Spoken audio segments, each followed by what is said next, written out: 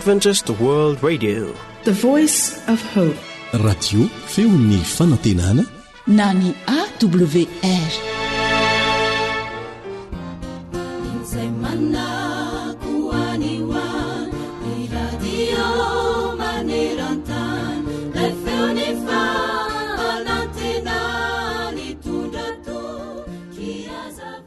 Tany antena renivohitra Grika fahiny elabe dia nisy tranotsampo natao hoe labyrinthe.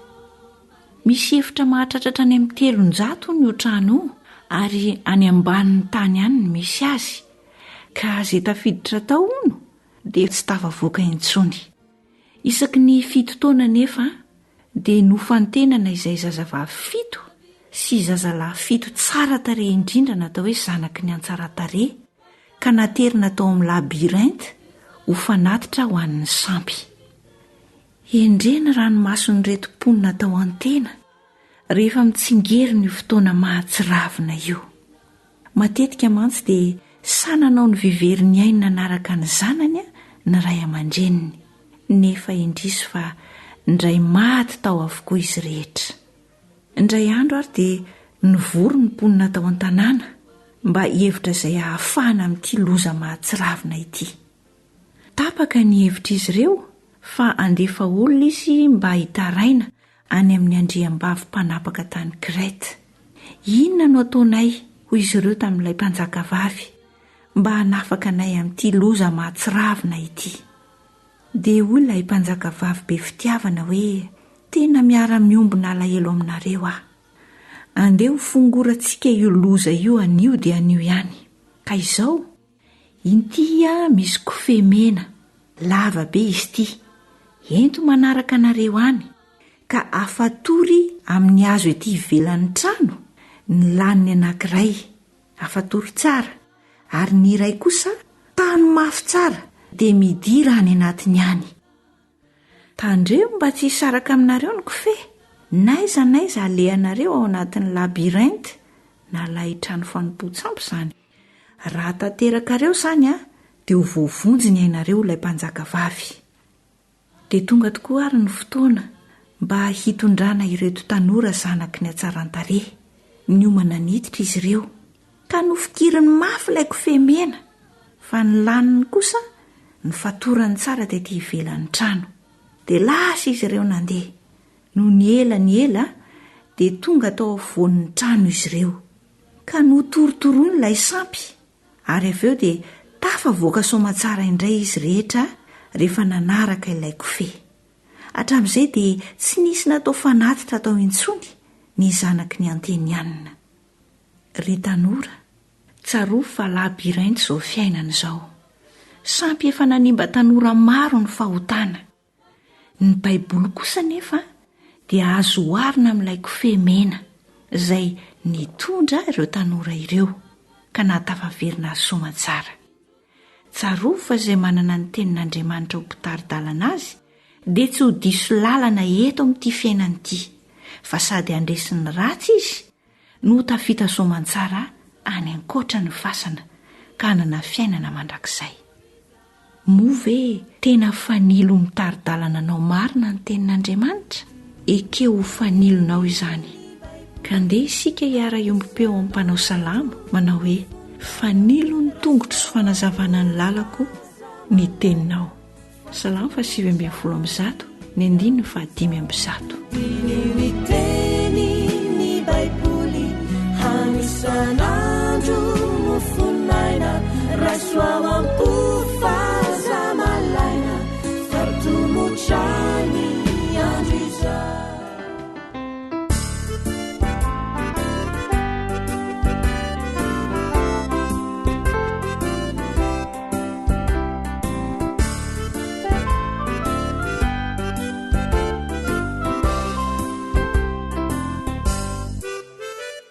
Niteninao Jehovah faniloko pitarika, mitondra zavana sy fanantenana sy fampaherezana, ramifomarainako sokafako ny tena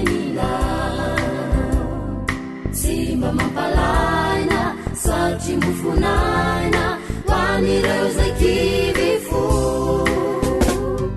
fa nilomana zava hoan'ny tongotro ny teninao Jehova amin'ny lalako ivelomako isan'andro anjopiainako mahita tanay amin'ny fiainako. Tarika antsany paradisa. Tatozo ady sarotra sady minokony tenina manalaky vina mitondra fifaliana ariva haolana na maro ireo fakapana misarika ialamina tsisy mampanay ijoro sy osay lola teny masina fa nilomana zava hoan'ny tongotro ny teninao Jehova amin'ny lalako ivelomako isan'andro anjopiainako mahita tanay amin'ny fiainako fa nilomana zava hoan'ny tongotro ny teninao Jehova amin'ny lalako ivelomako isan'andro anjopiainako mahita tanay amin'ny fiainako. AWR mitondra fanantenana isan'andro ho anao.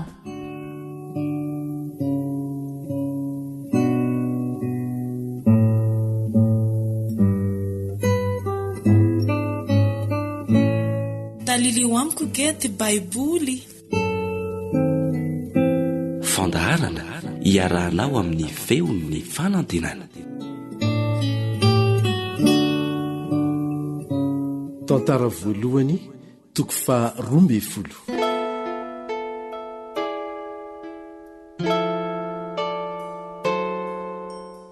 Ny lehilahy mahery izay nanatona an'i Davida fony izy mbola nenjehiny Saoly.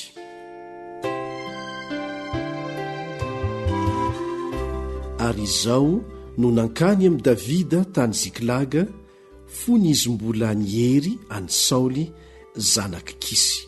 Ary isan'ny lehilahy mahery mpanampy amin'ny ady ireo sady mpitondra tsipika ka nahaina navia sy nanavanana raha nytorabato na nandefa tsipika. Isan'ny Benjamita raha lahan'i Saoly ireo. Ny lohany dia Ahiezera sy Joasy zanaky Sema Gibeatita sy Jeziela sy Peleta zanaky Azmaveta ary Beraka sy Jeo Anatotita ary Jismaia Gibeonita lehilahy mahery isan'ny 30 sady mpifehny 30 ary Jeremia sy Jahaziela sy Johanana sy Jozababa Gaderatita sy Elozai sy Jerimota ary Bealia sy Semaria sy Sefatia Harofita sy Elkana sy Jisia sy Azarela sy Joezera ary Jasobeama Korahita ary Joela sy Zebadia zanaky Jeroama avy any Gedora. Ary tamin'ny Gadita nisy lehilahy mahery niendaka hanatona any Davida ho amin'ny fiarovana tany anefitra. Dia ny miaramila nahy ny ady ka nahatana apinga lehibe sy lefona ny tarehiny dia tahaka ny tarehiny liona ary faingam-pandeha tahaka ny gazela eny atendrombohitra izy. Ezera ny voalohany, Obadia ny faharoa, Eliaba ny fahatelo, Misimana ny fahaefatra, Jeremia no fahadimy, Atahy no fahaenina, Eliala no fahafito, Johanana ny fahavalo, Elizabada no fahasivy, Jeremia no fahafolo, Makbanai no fahiraika ambin'ny folo. Ireo no isan'ny taranaka Gada sady samy mpifehy miaramila, ny kely indrindra naharesy olona 100 ary ny lehibe indrindra naharesy 1000. Ireo no nitany Jordana tamin'ny volana voalohany, foniny nioatra ny morony rehetra ary nampandositra izay rehetra teny amin'ny lohasa na tsy nanana na andrefana ireo. Ary nisy tamin'ny taranaka Benjamina sy Joda nankany amin'ny Davida tany amin'ny fiarovana, ary Davida nivoaka hitsena azy ka niteny taminy hoe: raha fihavanana no hiavianareo aty amiko hanampy ahy dia ikambana isika, fa raha avy hamadika kosa ianareo ho azo ny fahavaloko nefa tsy mba nanao ankeriny ny tanako, dia Andriamanitra ny razantsika no hijery sy hamaly zany. Ary Amasay lehibe ny mpanafika malaza dia nampiteneniny fanahy hoe: anao izahay ry Davido, fa miandany aminao ry zanak' Jese. Fiadanana, eny fiadanana ne ho anao, ary fiadanana ne ho an'ny manampy anao, fa Andriamanitrao no manampy anao. Dia noraisiny Davida ireo ka nitendreny mpifeny miaramila. Ary ny sasany tamin'ny Manase niala hanatona ny Davida raha nomba ny Filistina hiady amin'ny Saoly izy, nefa tsy nanampy azy izy, fa reo andrina ny Filistina ny fampisaina dia nampandeha azy ka nanao hoe: ny lohantsika no entiny mila sitraka hiverenany amin'ny Saoly tompony. Raha nankany Ziklaga izy, nisy tamin'ny Manase nanatona azy, dia Adna sy Jozabada sy Jediaela sy Mikaela sy Jozabada sy Eliho ary Ziletahy fiarivo tamin'ny Manase. Ary ireo dia nanampy an'i Davida hamely ny antokony jirika, fa lehilahy mahery avokoa izy sady komandy amin'ny miaramila. Fa tamin'izany nisy nankany amin'i Davida isan'andro hanampy azy, mandra-pahatongany ho tobo lehibe toy ny tobon'Andriamanitra.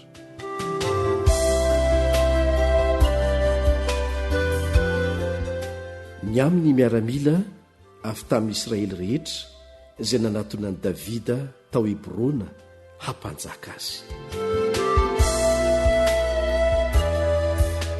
Ary izao no isan'ny miaramila efa voaomana hiady izay tonga tao amin'i Davida tao Hebrona hamindra ny fanjakan'ny Saoly ho azy araka ny tenin'i Jehova. Tamin'ny taranaka Joda 790 mpitondra pinga lehibe sy lefona sady efa voaomana hiady. Tamin'ny taranaka Simeona 170 lehilahy mahery sady matanjaka amin'ny ady. Tamin'ny taranaka Levy 940 ary Joiada dia lehibe ny Aronita, ary nisy 730 teo aminy. Ary Zadoka zatovy mahery sy ny fianakaviany dia 12 lahy mpifehy.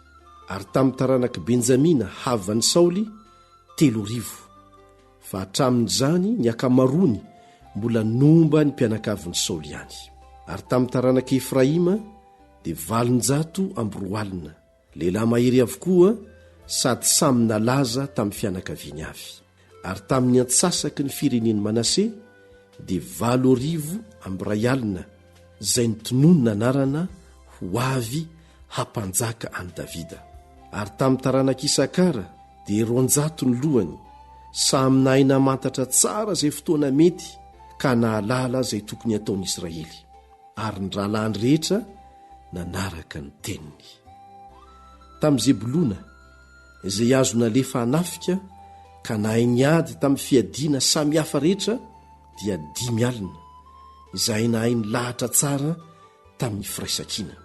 Ary tamin'ny Naftaly dia nisy mpifehy 1000 ary nanaraka azy dia nisy 7,3 alina amina pinga lehibe sy lefina. Ary tamin'ny Danita dia 940 alina izay nahay ny ady. Ary tamin'ny Asera 4 alina izay azo nalefa hanafika sady nahay ny ady. Ary avy tany andafiny Jordanina tamin'ny Robenita sy ny Gadita ary ny antsasaky ny fireneny Manase nisy 2 alina amby ray etsy ny tana fiadiana samy hafa rehetra. Ireo miaramila rehetr'ireo izay nahay ny lahatra tsara dia niray fo nakany Hebrona hampanjaka ny Davida tamin'ny Israely rehetra. Ary ny sisa rehetra tamin'ny Israely koa niray fo hampanjaka ny Davida. Ary tao amin'ny Davida hatelona izy sady nihinana sy misotro. Fa efa nanao nahandro azy ny rahalahiny. Ary izay teo akaikiny koa hatramin'ny Isakara sy ny Zebulona ary ny Naftaly dia samy nampitondra hanina samihafa nentiny boriky sy rameva sy apondra ary omby, dia koba sy apembana viavy sy voaloboka maina sy divay sy diloilo ary omby sy ondry amanoso betsaka koa. Fa nisy fifaliana tamin'ny Israely.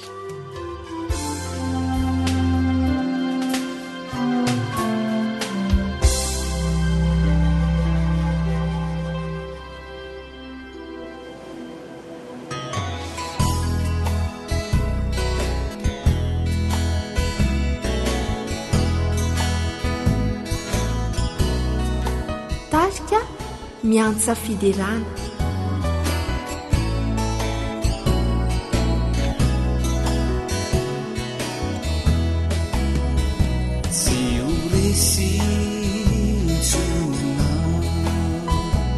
Efa olombaova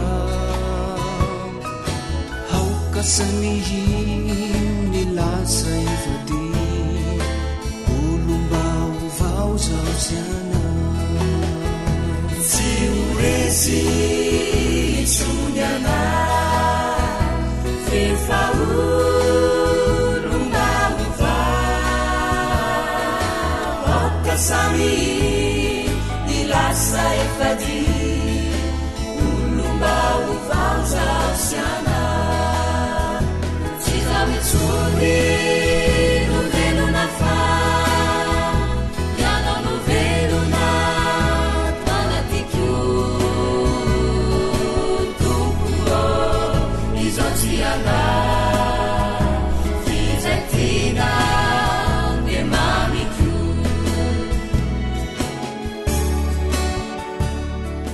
Ankoatra ny fiainoana amin'ny alalan'ny podcast dia azonao atao ny miaino ny fandaharany radio AWR Sampananteny Malagasy isanandro amin'ny alalan'ny YouTube AWR MLG.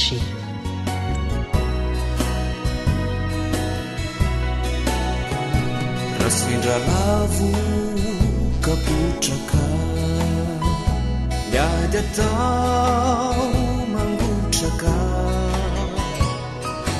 mananapiavy mandresy anao matoky fa izy tsy mandao.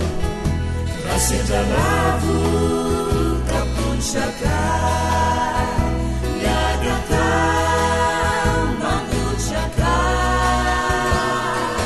mananapiavy mandresy anao matoky fa izy tsy mandao. Tsy zavitsony novelona fa ianao novelona tanatiko tompo izao tsy ana fizatina ne mamiko.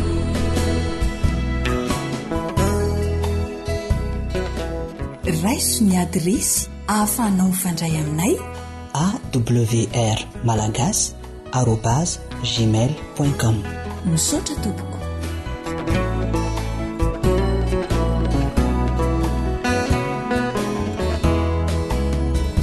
Azakiryana maketsy naketraka aminyonja piainana mandaganyre mba handefenana olomba ovampandesiana azakiriana naketraka aminyonja piainana mandaganyre mba handefenana olomba ovampandesiana tsy zavitsony novelona fa ianao novelona manatiko tompo izao tsy anga fizatina de mamiko tsy zavitsony novelona fa ianao novelona manatiko tompo izao tsy anga fizatina de mamiko fizatina de mamiko olomba ovaosaotsiana zay lay onja ny fanantenana AWR manolotra ho anao feon'ny fanantenana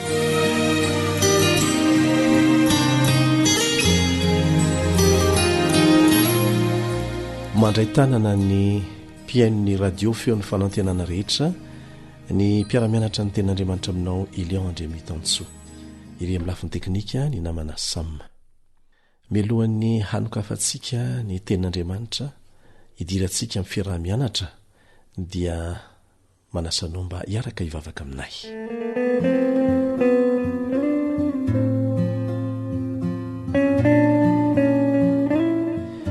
raha ny izay ny an-danitro misotranao izay fanomenao tombonandro ary afaka mbola miara-mianatra malalaka ny teninao ampio izay ho resy lahatra ho afaka manararoatra izany fotoana malalaka omenao anay izany hanovo ny tsara indrindra avy amin'ny teninao mangataka anao koa hamela ny elokay rehetra ary hanokatra ny masom-panahinay ahitanay izay tianao ambara aminay ao amin'ny teninao amin'ny anaran'i Jesosy amen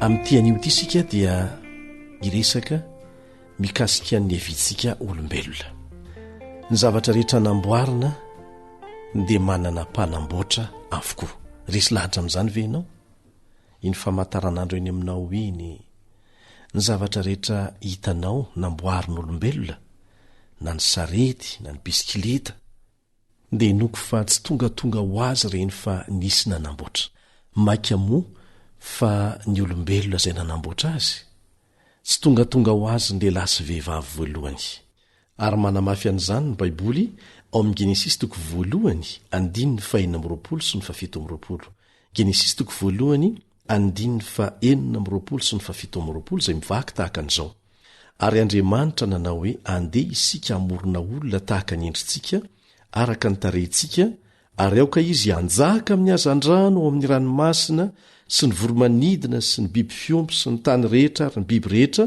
izay mandady na mikisaka amin'ny tany ary Andriamanitra nahary ny olona tahaka ny endriny tahaka ny endrik'Andriamanitra ny namoronany azy lahy sy vavy no namoronany azy manapirofo ny fisian'Andriamanitra mazava tsara zany tsy voafetra teo amin'ny nahariana ny vatantsika ihany anefa ny pirofo ny fisian'Andriamanitra miparitaka manerana ny lanitra ihany koa zany ilaosikely eny ny jiro ny tanàn-dehibe dia makanesa ny ambany vohitra izay tsy mampiasa jiro maro tahaka ny any andreny vohitra dia andrandraho iny amin'ny lanitry ny alina madio ny masonao ireny abakabaka fotsy any ambady kinkintana ireny ny fijery azy izay atsotsika hoe voie lactée dia tsy rahona akory fa andiankitana miaraka amina planeta sy masoandro miisa lavitrisa mamiratra toy ny masoandrontsika dia tahaka ny rahona mitambatra ny fahita azy rehefa ity lavitra ity. Tafiditra ao anatin'ny Voie lactée ny masoandrontsika sy ireo planeta manodidina azy, ary ny Voie lactée misy antsika dia nisan'ny anankiray amin'ireo manandanja indrindra mihoatra no ireo andiankitana lavitrisa izay tazana amin'ilay fitaovana lehibe fijerena ny abakabaka avy ety ambonin'ny tany, sy ilay fitaovana nalefa ny olombelona ny anabakabaka any antsoina hoe Hubble. Tsy magaga raha toa vakivava ny mpanao salamo ary nanao tsonkevitra fa nikintana dia milaza ny amin'ilay mpaharobe voninahitra. Izao indrindra ny lazainy ao amin'ny Salamo 70 andiny voalohany ka hatramin'ny fahatelo. Salamo 70 andiny voalohany ka hatramin'ny fahatelo. Ny lanitra mitoro ny voninahitr'Andriamanitra ary ny abakabaka manambara ny asan'ny tanany. Inona no azontsika ambara rehefa mijery ny fahasarotany rafitra sy ny fidadasika izao tontolo izao isika? Manam-pirofo ny tsy voafetra ilay namorona azy zany. Mazava mivolaza ao amin'ny Genesis 1:1 manao hoe tamin'ny voalohany Andriamanitra nahary ny lanitra sy ny tany. Dia izao koa no voalaza ao Kolosiana 1:17. Kolosiana 1:17. Ary izy mitaloha ny zavatra rehetra sady ao aminy no aretany ny zavatra rehetra. Ny voary rehetra, ny zavaboary rehetra dia manam-pirofo ny fisian'Andriamanitra izay tompo mpamola vola sy pahary tsy manapetra. Ao anatin'ilay teny tsotra hoe tamin'ny voalohany Andriamanitra no ahitantsika ny valiny zava-miafy ny fiainana. Misy Andriamanitra izay nahary ny zavadrehetra. Maro amin'ireo manam-pahaizana ara-tsiansa lehibe amin'izao fotoana izao no mino an'Andriamanitra. Indray andro dia izao no nambarangy Dr Arthur Compton. Izy moa dia mpitsabo ary isan'ireo nahazo ny mari-pankasitrahana Nobel Prize na Prix Nobel. Isan'ireo nanamarina mazava ny fahamarinan'io teny ao amin'ny Genesis io izy, ary izao no nolazainy. Araky ny hevitro izy, ny finoana dia manomboka amin'ny fahatsapana fa misy saina ambony indrindra nanao izay ny siny izao tontolo izao sady nahary ny olombelona. Tsy sarotra ho ahy ho izy ny manana n'izany finoana izany satria mazava tsara fa matoa misy ny drafitra dia misy saina ambony indrindra nandrafitra tao.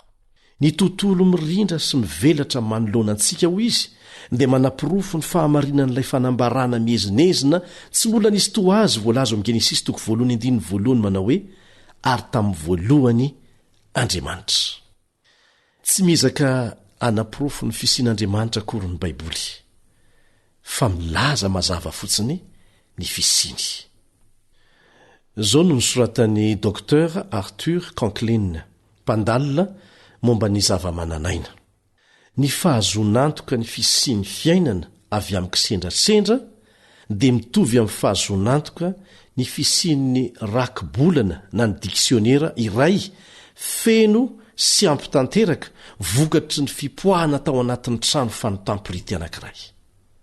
Atsika ny tiany ambara, zovony tsy laza aminao fa adaly ianao raha toka mahita rakibolana na diksionera anankiray ary laza fa vokatry ny fipoahana tao anatin'ny trano fanotampirity anankiray nampivoaka n'ireo kisendrasendra ary mirafitra tsara. Eny, tsy kisendrasendra ny nahatongavantsika teto amin'ity tany ity fa nisy mpamorona isika. Haitsika fa ny olombelona dia tsy afaka mahary zavatra anankiray avy amin'ny tsy misy.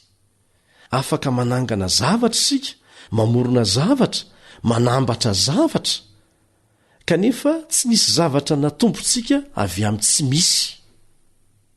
Eny fa na dia sahona kely indrindra sy ny voninkazo tsotra indrindra aza, ny voninkazo namboamboarina hanana endrika tahaka ny voninkazo namboarina tamin'ny plastika, izany dia vitantsika.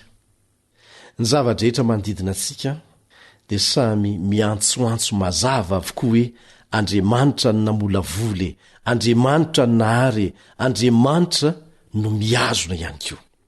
andriamanitra no any valiny azo inona momba ny andohan'ny abakabaka sy izao tontolo izao ary ny olombelona zany ny valiteny azo antoka sy mihaja indrindra ary ny finoanao fa tsy tongatonga ho azy ianao dia mahatonga anao hitandrina tsara ny fiainanao amin'ny tomba mbidy ny fiainanao fa ny zavatra tongatonga ho azy anie dia ataon'ny olona tsinitsinina hinoko fa tsapanao ny tomba mbidinao satria ilay Andriamanitra tena tianao no namorona anao. Amen.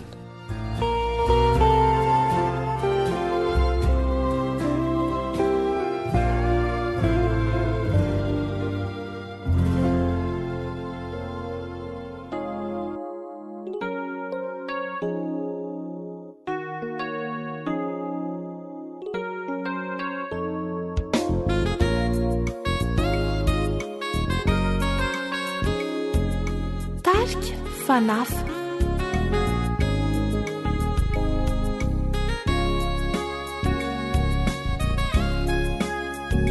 ranamorona izao tontolo izao andriamanitra yao ambony ao de nasiny aizina no de asany mazao santatriny sanganasanizy ireo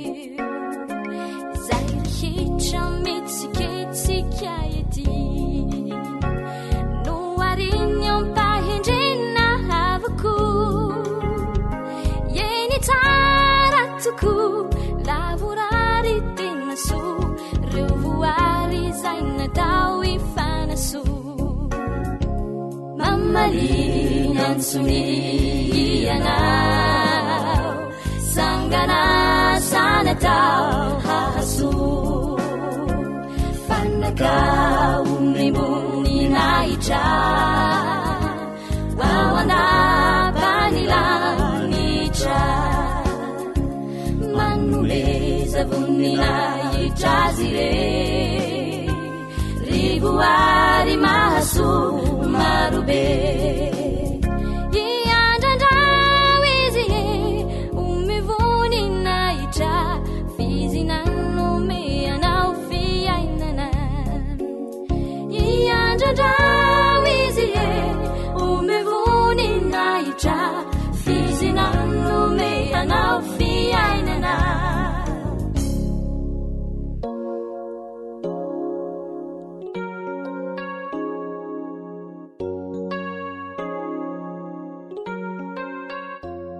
akoatra ny fiainoana amin'ny alalan'ni podcast dia azonao atao ny miaino ny fandaran'ny awr sampana teny malagasy amin'ny alalan'ni Facebook isanandro amin'ity pejy ity AWR feon'ny fanantenana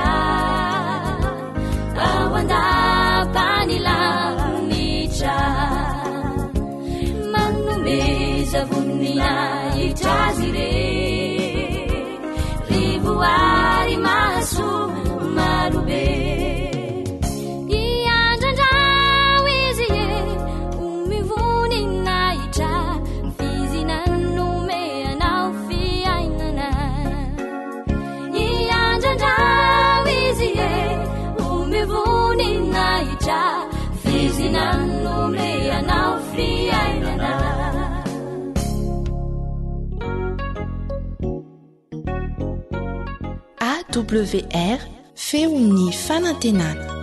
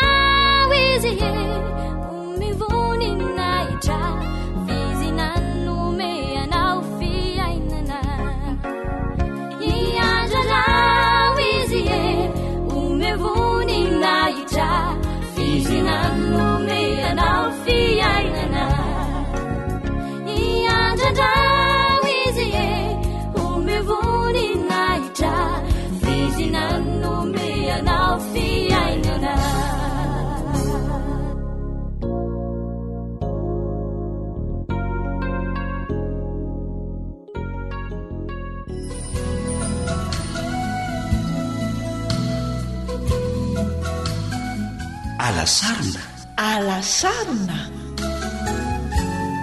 fandalinana ny soratra masina mitohitoy iarahanao amin'ny feon'ny fanantenana.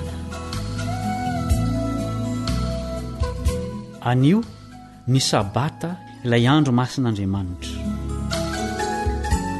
miaraka aminao eto amin'izao fiarantsika mianatra ny tenin'andriamanitra mitohitoy izao namanao kalebandretsikivy asaina ianao aharitra hatramin'ny farany. ny amin'ny sabata dia ilay andro masin'andriamanitra no lohahevitra ianarantsika anio. andeha tompontsika mivavaka ny fiarah-mianatra.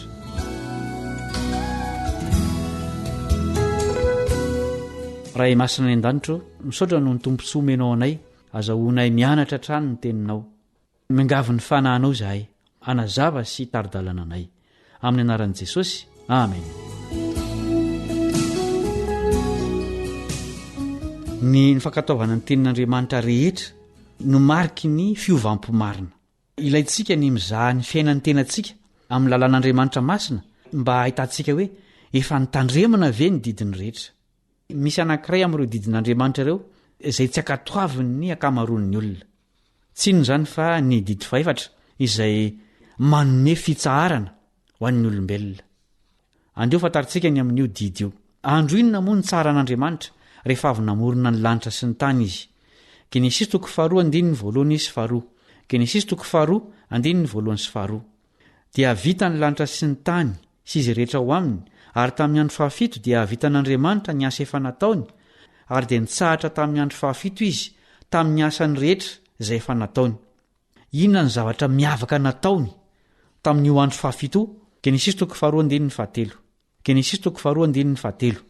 ary Andriamanitra nitaha ny andro fahafito sy nanamasina azy, satria tamin'izany ny tsara an'Andriamanitra tamin'ny asany rehetra izay niforoniny tamin'ny nanaovany azy. vita ny famoronana, tanteraka avokoa ny zavatra rehetra izay nataon'Andriamanitra dia nitsahatra izy. tsy hoe reraka akory izy fa tena faly tamin'ireo vokatry ny fahendreny sy ny fahatsarany ary ny fisehoan'ny voninahiny. rehefa nitsahatra Andriamanitra tamin'ny andro fahafito dia no amasininy sy natokany ary notahiny ho andro fitsaharana ho an'ny olona io andro. raha manaraka ny ohatry ny mpamorona sika dia hitsahatra amin'io andro masina io ka handinika ny amin'ny asa lehibe ny famoronana nataon'Andriamanitra. inona no anjara asan'i Kristy teo amin'ny famoronana sy ny nanaovana ny sabata? Jaona 1:7. izy no nahariana ny zavatra rehetra ary raha tsy izy dia tsy nisy nahariana izao zavatra ary zao na dia iray aza.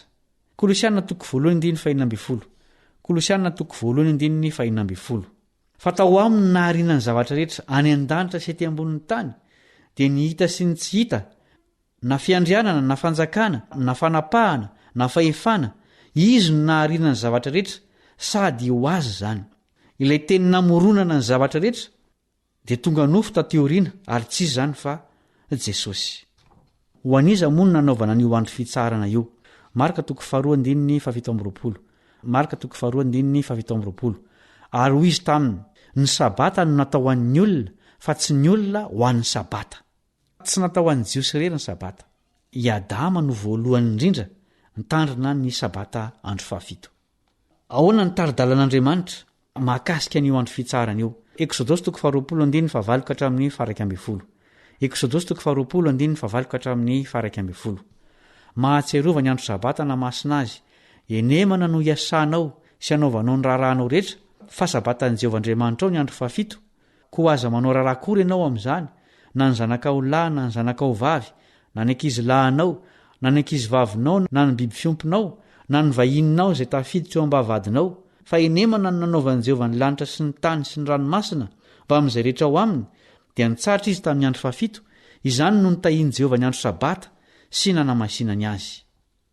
Mazava ny tari-dalana avy amin'Andriamanitra ny amin'io didi faefatra io.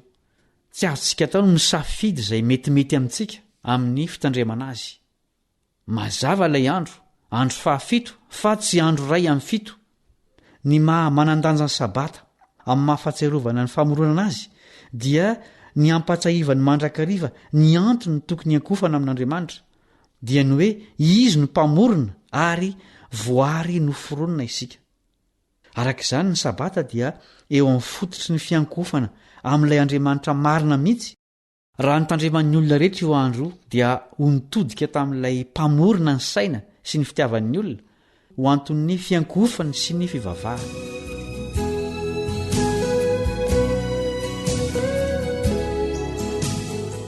Fantatry ny voakan'Andriamanitra talohan'ny didy nanomezana ny sabata ve fa tokony hitandrina n'io andro io izy? Andeo vakintsika ny Exodosy 5:20. Andiny 2:20-7. Exodosy 5:20-7. Raha eo mpamankinan'ireo teny ireo sika dia tadidio fa mbola tsy navoaka ho didy teo tendrombohitra Sinay ny sabata. Ary noho ny tamin'ny andro fahenina dia nanangona avy sasaka noho nisan'andro ny olona, dia indroan'ny vata omera ho an'ny isan'ny olona avy, dia avy ny lohan'ny fiangonana ka nanambara tamin'i Mosesy. Ary ho Mosesy taminy, izao ny lazain'i Jehovah: raha ampitsy dia tena andro fitsarana masina ho an'i Jehovah, koa manendasa izay endasinareo ary mandrahoa izay andrahoanareo, ary izay sisa rehetra dia avelao anareo ho terizina ho tramaraina. Dia namela izany ho tramaraina izy araka ny nandidiany Mosesy, ary tsy mba maimbo na niteraka olitra izany. Ary hoy Mosesy: hano reny an'io, fa sabata ho an'i Jehovah an'io, ka an'io ny tsy ahitanareo azy eny an-tsaha. Enemana no anangonanareo azy, fa sabata ny andro fahafito ka dia tsy hisy amin'izany. Ary noho ny tamin'ny andro fahafito dia nisy olona nivoaka nangona fa tsy nahita na dia kely akory aza. Ary hoy Jehovah tamin'i Mosesy: mandra-pahoviana no andavanareo tsy hitandrina ny didiko sy ny lalako. Sainy fa Jehovah no nanome anareo ny sabata, koa izany no hanomezany anareo mofo ampy ho indroandro amin'ny andro fahenina. Samy mitoetra eo amin'ny fitoerany avy ianareo, ka aoka tsy hisy ala amin'ny fitoerany amin'ny andro fahafito. Dia nitsahatra ny olona tamin'ny andro fahafito. Mazava tsara ny zavatra nitranga tamin'ny andron'i Mosesy. Inona moa ny dikan'ny sabata eo amin'ny fifandraisan'ny olona sy Andriamanitra? Ezekiel 20:20. Ezekiel 20:20. Ary nomeko azy koa ny sabatako ho famantarana ho amiko sy ho aminy, mba ho fantany fa izaho Jehovah no manamasina azy, ary manamasina ny sabatako mba ho famantarana ho amiko sy ho aminareo, ka dia ho fantatrareo fa izaho no Jehovah Andriamanitrareo. Ahoana ny amin'i Jesosy sy ny sabata? Lioka 5:4-5. Dia tonga tao Nazareta izay nabe azy izy, ary araka ny fanaony dia niditra tao amin'ny sinagoga tamin'ny andro sabata izy, ka nitsangana hamaky teny. Ilay teny hoe araka ny fanaony dia maneho fa tsy mba nisy fotoana mihitsy tsy nandehanan'i Kristy tany amin'ny sinagoga, izany hoe rehefa sabata ny andro. Inona moa no antony anankiray nitadiavan'ny fahavalon'i Kristy amonoana azy? Liko toko fahenina andininy fahenina ka hatramin'ny farak ambin'ny folo. Liko toko fahenina andininy fahenina ka hatramin'ny farak ambin'ny folo. Ary noho tamin'ny sabata hafa koa dia niditra tao amin'ny sinagoga Jesosy ka nampianatra. Ary nisy lehilahy anankiray maty tanana kavanana tao. Ary ny mpanoran-dalàna sy ny fariseo nizahataratra azy na sitrana amin'ny sabata izy na tsy, mba ahitany izay hampangana azy. Fa Jesosy nalala ny hevitr'ireo ka dia niteny tamin'ny lehilahy maty tanana hoe mitsangana ka mijoro etsy afovoany. Dia nitsangana izy ka nijoro. Ary hoy Jesosy tamin'ireo, moa ny manao soa va ny mety atao amin'ny sabata sa ny manao ratsy, ny mamonjy aina va sa ny mahavery aina? Ary nijery azy rehetra manodidina izy dia nanao tamin'ny lehilahy hoe ainjiro ny tananao. Dia nataony izany ka sitrana ny tanany. Dia savotry ny atezerana izy ireo ka nioko ny amin'izay anaovany an' Jesosy. Sendra olona marary Jesosy tamin'ity sabata ity, fa tsy hoe nanao ny asa mampanasitrana azy tahaka ny ataony andavanandro. Samihafa izany fihetsika izany. Ahoana hoy Jesosy ny amin'ny itohizan'ny fitandremana ny sabata na dia any aorianan'ny fahafatesany aza? Matio 7:20. Fa mivavaha ianareo mba tsy ho amin'ny ririnina na ho amin'ny sabata no andosirana-nareo. Milaza mialoha ny andravanan'i Jerosalema Jesosy eto. Fantany fa tsy ho eo intsony izy amin'ny fotoana andravanan'i Jerosalema dia niriny ireo mpianatra ireo mba tsy ho amin'ny sabata no andosirana amin'izay fotoan'izay. Inona ny fitahiana ho an'ireo izay mbola manamasina ny sabata? Isaia 40:17. Isaia 40:17. Raha miaro ny tongotra ao amin'ny sabata ianao ka tsy manao izay tianao amin'ny androko masina, ary manao ny sabata hoe fahafinaretana, ary no amasin'i Jehovah hoe mendrika ao ajaina, ka manome voninahitra azy ary tsy mandeha amin'ny lalanao na manao izay tianao na miteniteny foana, dia iravoravo amin'i Jehovah ianao ary asandratra ao amin'ny avoana amin'ny tany ianao sy ho fahanako amin'ny lovan'i Jakoba rainao, fa ny vavan'i Jehovah no efa niteny. Tsy andro fady fa andro fitsaharana ny sabata, andro fanomezana ary fanafahana amin'ny asa mandraraha. Io andro raisy io famantarana omen'Andriamanitra anao io. Izay no lesona ny arantsika ny anatra androany, hiaraka hivavaka isika.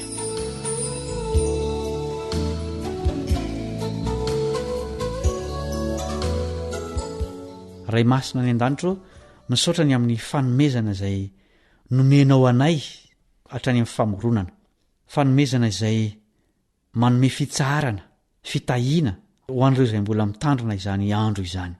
Angatanay ny fanahinao masina, andresy lahatra anay hiditra ao amin'izany fitsarana isan-kerinandro izay mitondra fitahiana sy fanamasinana izany. Amin'ny anaran'i Jesosy no angatanay izany vavaka izany. Amen.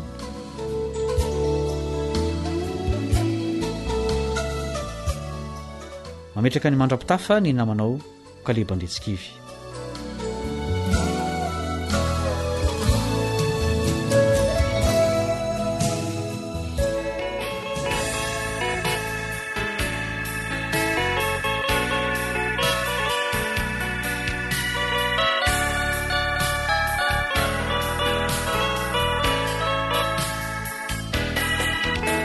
Tariky Asani Sébastien.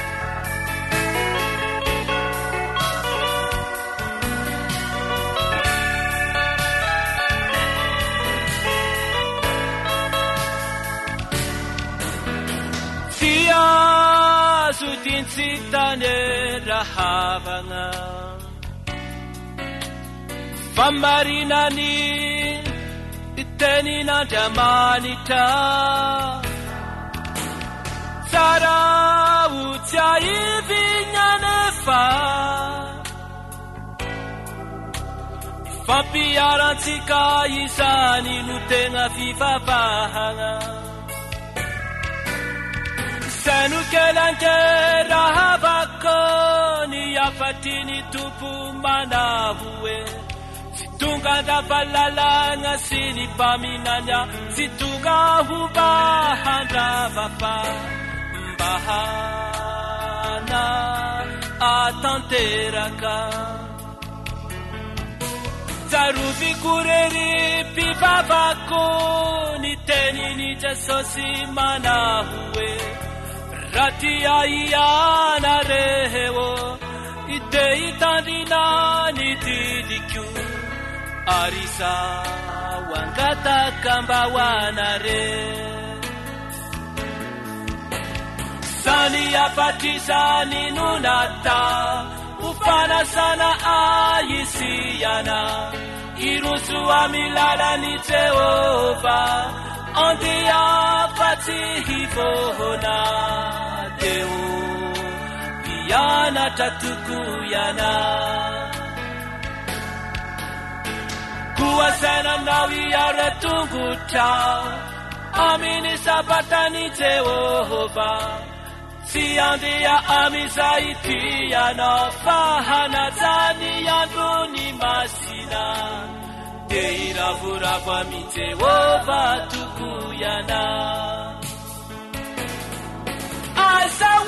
azaoazary ny fampiarantsika izany fa ny aty mbola sabotsy no zavatapitsaharana arak'izay fanomena hatrany dehena isaiany re lay andriamanitra tomponareo fa nianaje Jesosy ilay tompony sabata sy nanovazany ho alahady na votalahata ny feon'ny fanantenana téléphone 034 06 797 62 033 37 106 13 ony fanabarany Jesosy hoe sambatsay mamaky sy mihaino ty teniny ty faminaniny ty ka mitandrizay vasoratra ho anaty lehefa antomotra aneny andro ho amizany dritare rahavako no ilana ny faharetana aminy vahoakan'Andriamanitra de mitandry didin'Andriamanitra sy mitanany finonany ainany Jesosy sany afatrizany no nata ho fanasana aisiana iroso amy lalany Jehova andeha fa tsy hivona deo ianatra toko iana koasainanao iara-tongotra aminy sabatany Jehova tsy andeha amizay tianao fa hanajany androny masina de iravoravo amy Jehova toko iana azaoazary ny fampiarantsika izany fa ny aty mbola sabotsy no zavatapitsaharana arak'izay fanomena hatrany dehena radio feon'ny fanantenana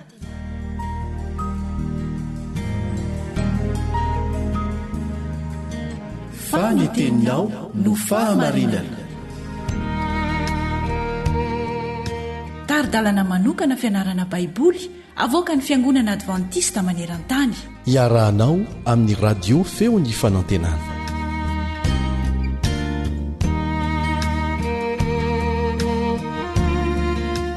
andendrisika ry mpiaino namana iara-ianatra ny tenin'Andriamanitra amin'ny alalan'ny leson'ny sekoly sabata manasanao naraka izany hatramin'ny farany ny mpiara-mianatra aminao Kaleba Andretsikivy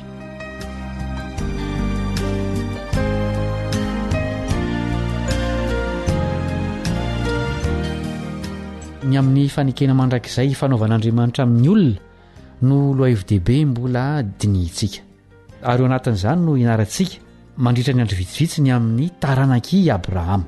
Fantatsika fa i abrahama dia iray amin'ireo patriarika lehibe izay natsoan'Andriamanitra hanao fifanekena taminy ary natao ahatratra ny firenena rehetra izany fanekena izany. Andilo sika ivavaka aty am-panomboana.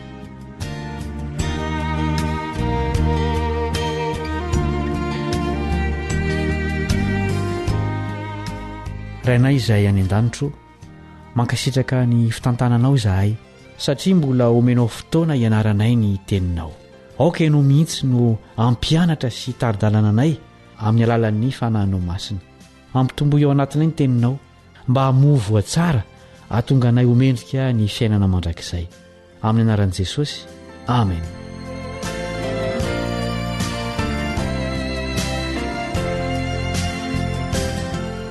Ny petera voalohany toko 2:7 no andinin'ny fototra izay nampahirezana antsika atao tsy enjery amin'ity lesony ity. Andeha rahantsika manonona indroa izany andinin'izany. Petera voalohany toko 2:7. Fa ianareo kosa dia taranaka voafidy, fanjakam-pisorona, firenena masina, olona nalain'Andriamanitra ho an'ny tenany, mba ilazanareo ny hatsaran'ilay niantso anareo hiala tamin'ny maizina ho amin'ny fahazavany mahagaga. Fa ianareo kosa dia taranaka voafidy, fanjakam-pisorona, firenena masina, olona nalain'Andriamanitra ho an'ny tenany, mba ilazanareo ny hatsaran'ilay niantso anareo hiala tamin'ny maizina ho amin'ny fahazavany mahagaga. Indray andro, nijanona tamin'ny sivilatsaka fefany, ny famantaranandro teo amin'ny fitaratry ny mpivarotra firavaka tao amin'ny tanàna kely iray. Maro tao am-ponina tao an-tanàna no niantehitra tamin'io famantaranandro io. Tamin'ity marain'ity dia lehilahy sy vehivavy mpiasa sy mpandraraha maro no nijery azy, ary nievitra fa mbola tamin'ny sivilatsaka fefany tamin'izay fotoan'izay. Gaga koa ny ankizy nandeha nianatra, fa mbola nanam-potoana ilalaovana teny an-dalana izy ireo. Vokatra izany, olona marobe nitara tamin'io maraina io satria nijanona ny famantaranandron'ilay mpivarotra firavaka. Ohatra mazava mampiseho ny tsy fahombiazan'i Israely fahizay izany tantara izany. Napetrak'Andriamanitra teo afovoan'ny jentilisa ka voadidin'ny tany rehetra izy ireo. Ezekela 5:5 dia teo amin'ny tany nampifandray ireo kontinanta telo lehibe to ambonin'ny tany, dia i Afrika, Eoropa ary Azia. Izany hoe nataon'Andriamanitra ho famantaranandro ara-panahin'izao tontolo izao ny zanak'Israely. Tahaka ilay famantaranandro tao amin'ny tantara dia nijanona tsy nanao ny asany Israely. Tsy hoe tsy fahombiazana tanteraka nefa izany, satria nataloana ankehitriny dia manana sisa mahatoky aminy Andriamanitra. Ity fianarantsika ity dia ifantoka amin'ny toetra mampiavaka ny tena Israelin'Andriamanitra nandritra ny vanim-potoana rehetra ary tafiditra ao anatin'izany ny antsika. Reto fanontaniana ho saintsainy reto no isarantsika androany. Inona moa ireo teny fikasan'Andriamanitra tamin'ny Israely? Ary inona ny fipetra tamin'izany? Nanaja azy ireny ve izy ireo? Ary inona ny tranga rehefa tsy nankatoa azy ireny ny zanak'Israely? Tsaroa fa mahakasika antsika izay mpino na antsoinako hoe Israely ara-panahy ireo toe-javatra teo amin'ny Israely taloha ireo. Tombontsoa lehibe no hoe anisan'ny taranak'i Abrahama, mpandovan'ny teny fikasan'Andriamanitra sy mpizara izany amin'ny hafa. Tafiditra ao anatin'izany izasy ianao. Izay no mamarana ny fiarantsika androany. Misaotra no ny faharetanao. Manome fotoananao ao amin'ny fizarana manaraka ny mpiara-mianatra aminao Kaleba Andretsikivy.